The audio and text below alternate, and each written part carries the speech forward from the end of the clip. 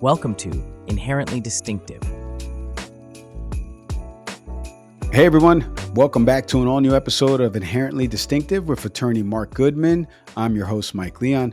Mark is a Nevada-based intellectual property attorney who helps startups, creatives, and small business owners protect what they've built through smart trademark and patent strategy. And today we're once again joined by Ted Sutton. Ted is a Nevada and Wyoming business attorney who helps entrepreneurs and inventors form and maintain companies that protect their assets. And today, Mark and Ted are going to unpack who actually owns the brand, the content, and the intellectual property once the company starts to grow. Gents, good to see you guys. Ted, last time you and Mark, we talked about forming a business around an idea. For anybody who missed that episode, Ted, can you quickly explain why ownership is such a critical part of getting that foundation right? Definitely. So, what I talked about was that if you have intellectual property like copyrights, patents, trademarks, trade secrets, things of that nature, they're valuable assets. And if you have valuable assets, it's important to make sure that they have some sort of protection and, protection from lawsuits or any other risk you could be subject to. Now, the best way to have that protection is just to set up an LLC to hold title to them. Because in the event you're personally sued, they're going to be much harder to reach during that lawsuit. So that's kind of the key is, setting up an LLC to protect your assets is the foundation that you put in place to make sure that you have a proper asset protection structure into the future. So, Mark, let me ask you, in your experience, what tends to cause the most confusion on the trademark patent front about who actually owns the trademark and patent? Founder, the company, the partners behind it? Yeah, so I think I always think my approach, as I explained a little bit last time, is let's have the trademark be owned by whatever entity is selling the product, because trademark is inexorably tied to selling the product or service in the marketplace, right? Because that's what we're trying to do with trademark. We're trying to prevent consumer confusion. So for instance, when you see, and we're trying to protect branding, right? The whole point of trademark is that when you see a certain brand that you trust, right? You see the Nike swoosh, or you see the name Starbucks, for instance, there's a whole set of expectations that you automatically have. And that has to be associated with the people that are providing that good or service in the marketplace, right? So whereas for other types of assets like patents and copyrights, and I know with Ted's office, they do the same thing with real estate, equipment, other types of assets. A great asset protection strategy is to form a holding LLC, or in some cases, multiple holding LLCs that will just simply own this intellectual property, for example, and then license it to the company that is operating the business. And for that reason, it just makes it much more difficult for a creditor of the operating company to actually collect on the intellectual property if it ever came to that. And I want to be clear that most of the time this is never going to happen. It's very important to buy an appropriate level of insurance for your business, and that insurance is always going to be the first line of defense. And in almost all cases, it's going to take care of a lawsuit. So I don't think folks should be freaking out all the time. I'm interested to hear Ted's opinion on this. I look at this asset protection approach as being like another layer of insurance. It's like, here, you have your insurance, and now you can buy this additional layer that, let's say something's not covered by insurance, which happens more than you might think, or something is so big that it's above your insurance limits, or for some other reason, somebody's able to get a judgment that's not satisfied. Well, at the very least, you don't lose everything, right? And because you have this structure in place, you're also able to potentially get a favorable settlement. So even if you lose and get a judgment against you, you may be able to negotiate that judgment because you can tell the other side, hey, our assets are tied up in these different structures. It can be very difficult for you to actually get anything here, but we'll give you X to go away. Right. Ted, let me piggyback on something Mark just said there. And in terms of multiple founders or investors that are involved, how early should the team put this ownership, everything into writing? What happens if they wait too long as well? Yeah, so I think when it comes to setting up these structures right, it's just easiest to do things at the beginning when things are all fine and dandy. So, if you have you have a business, you have intellectual property, it's important to set up those LLCs first. And on top of that, especially if you have business partners, it's really important to have an LLC operating agreement in place just in case anything bad happens or there's a dispute between the partners. I think another option could be having a buy-sell agreement if you're dealing with other partners and you want to have specific buyout terms there. So, Mark talked about having insurance as the first line of defense and then having an LLC as the second line of defense. But to have that good second line of defense, it's just really key to have everything in place from the beginning. Yeah. And that's a very, isn't that, Garrett always taught me in his books and so forth that's one of the fundamental principles of asset protection law, if you will, that the courts apply, is that asset protection is amazing if it's all set up from the beginning, right? But if all of a sudden you just do whatever, right, and then you get sued or you're about to get sued, you're in a dispute, and it's like, this is going bad, and then you start restructuring things, it's much more likely that a judge is going to say, you can't do that. We are pulling the structure back apart and we're just ignoring it, right? But if you've been doing this, we had this set up 10 years ago this way. Well, yeah, that's totally legal to do. Totally works. Do you agree, Ted? No, you're totally right, Mark. I think where people run into issues is they think and I talked about the importance of setting it up, but it's also important to maintain your entity structures moving forward. Because if it's not set up right, then you're sued and then you transfer assets into an LLC or a trust. That's where the fraudulent transfer law comes into play, where the judge can void that transfer and transfer it back into your individual name. So it's really both. It's making sure it's properly formed right and also properly maintained every year into the future. So no, you're definitely right about that. Yeah. Let me ask you, Mark, I'll stay with you for a second. I want to go back to walking in terms of some of these challenges business owners maybe face down the road. They don't see something coming. Let's say an employer or a contractor contributes to the brand or product. They never sign an IP assignment. Can you walk through that process? What happens in that instance? Okay, so we're talking about your employees, right? So here's the thing. What you want to do is make sure that anybody that you either employ or contract with is under an obligation to assign all inventions or copyrightable material or other protectable material that they develop in the course of scope of their employment or other work for you, in the case of a contractor, to the company, right?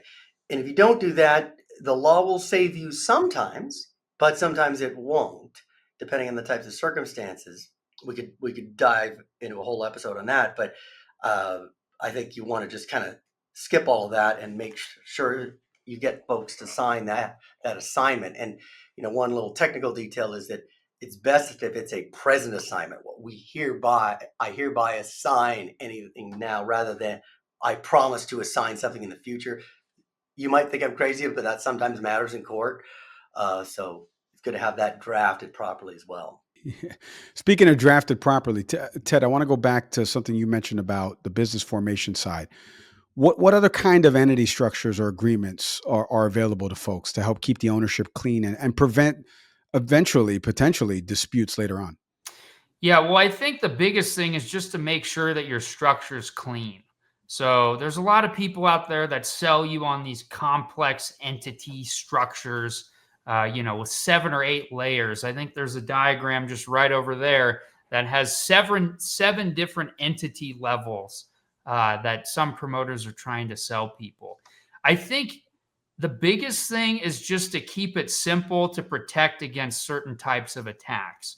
For LLCs, that involves having operating agreements in place, corporations, it involves having bylaws, and then also written records when things change in the future. And then when it comes to asset protection, usually what we do is we like having one LLC to protect against the inside attack, which is an attack against your business, your rental property, anything like that. In some cases, we like setting up a holding company in Wyoming that protects you against the outside attack, which is where you're personally sued. And that's where the charging order protection comes into play. What's a charging order, Ted? I don't know if our audience knows. What are we talking about? All right. Well, this gives us something else to talk about. So what the charging order is it's where you're personally sued, you lose in court, and the creditor tries to collect from your assets. Now, if you have an LLC in a state with the charging order protection, the only way that they can collect from that LLC is if they get a charging order on that. So what a charging order is it's a lien on the distributions from that LLC. And in effect, what that means is if you make any distributions out, the creditor collects. But you have the control whether or not distributions are made. And so a lot of creditors have to sit there and wait. Their attorneys hate it because they're usually on a contingency fee. They like getting after the pot of insurance money and then moving on to the next case. So what we like doing is for real estate, you have an LLC in the state where the property is with the Wyoming LLC on top that owns your interest in that. And that provides you the charging order protection when you're personally sued. Same principle applies when you have intellectual property like copyrights and patents and things of the like. The nice thing is that with that Wyoming LLC, whether it's a holding company in real estate or used to hold your intellectual property, it provides you with the charging order protection when you're personally sued in the outside attack. So, Mark, I want to go back to something that Ted just mentioned a second ago about partnerships. So now the partnership ends. Maybe one founder leaves, the business dissolves. How are you guys helping clients sort out who keeps the brand, the IP rights, et cetera? This is always very, very difficult thing because folks, when they start into a partnership, Ted, I'm sure you've had this experience too. Everybody's gung ho. We're best friends forever. We're gonna climb the mountaintop together, and it'll be all amazing, right? And then things happen in business, and sometimes a couple of years into it, you have a partner coming in and saying, "Well, this other partner is not putting any time into the business anymore, or we need cash." And one of us is willing to put it in cash and the other one's not willing to put in cash. What do we do here? Right. And so at least in the outset, if that's your question, just try to think about these things as much as possible at the outset and think about how both of you feel like it would be fair to handle them. Right. Buy-sell agreements are important because they establish a way to have that divorce, if you will, in the most clean way possible. Usually you have a way to determine what the valuation of the business is, and then have a mechanism to say, okay, if we just can't agree on how to go forward, we're just not working together properly anymore. One can take the business, the other can get whatever a fair amount of cash is and be done. What do you think, Ted? Yeah, no, I agree with you completely. I think things are fine and dandy at the beginning, but human beings are all different. I think they have different ways of operating. And when you have a business partner and you've been in business for 2 or 3 years, people develop their own narratives. They think the other person isn't helping or carrying their weight. And so having an operating agreement that governs what happens, as well as a buy-sell agreement, which is an agreement between the partners, I think that's huge. Yeah. So as we wrap on this episode, and it funnels into the follow-up perfectly, Ted, I'll start with you. Business owners listening to this pod, they're unsure whether the IP is protected, owned properly. What's the smartest way for them to get clarity about this before problems start up? Well, I think it's important to reach out to people like Mark and myself. Mark can help you with the intellectual property side. I can help you with the asset protection side. It's very important to make sure that you're dotting your I's and crossing your T's there. Just because, I mean, we live in a very litigious society, and it's really important to have these structures in place and making sure that they're formed right and that you're maintaining them into the future. Yeah. Mark, for you? So I agree. And it's, when it comes to the partnerships, again, just understand the dynamic going in, that everything, there's a honeymoon phase, just like a relationship, right? And just know that honeymoon phase will end, and at least at the outset, think about, well, if a few key things go wrong, how are we going to handle it? I'll be the first to acknowledge that it's not possible to foresee all the potential issues that you could have with a partner. It is not possible. Some things are just going to happen. But at least the very basics, like one person isn't able or willing to put as much time as the other in, or what is willing or able to put as much time into the business as was expected at the outset, or as much money in as was expected at the outset. Those things happen all the time. So at least if we at least deal with the low-hanging fruit there, we'll be in a much better position to avoid a horrible dispute. Because I mean, one of the things I often say about patents, trademarks, and as well for formation of LLCs and corporations is, of course, they're expensive. Whenever you're paying lawyers, there's a significant amount of money involved. But the amount of money that Ted cost or that I cost to take care of these things is like a drop in the bucket compared to litigation.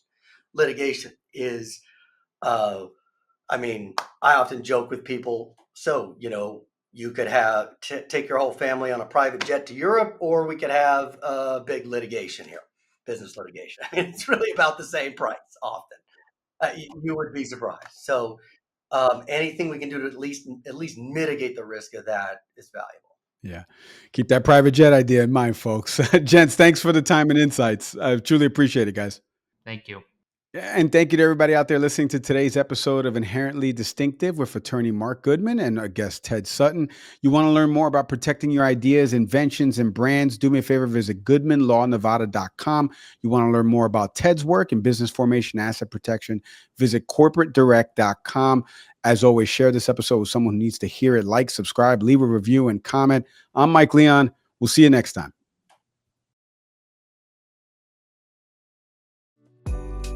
Thanks for watching. Be sure to hit that like and subscribe button and leave us a review in the comments.